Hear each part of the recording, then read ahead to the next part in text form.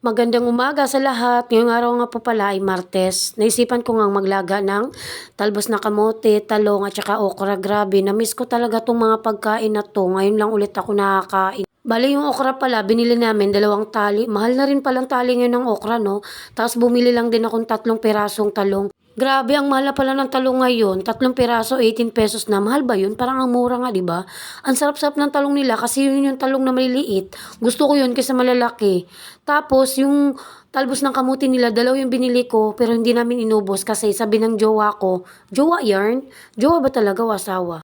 Basta kayo na mag-adjust dyan, basta yun na yun. Bale, yung isang taling talbos kamote, hindi namin ginamit, hindi namin sinama, kumbaga. Kasi nga po, lalagyan daw yun ng sardinas ng asawa ko, di ba? Sarap nun.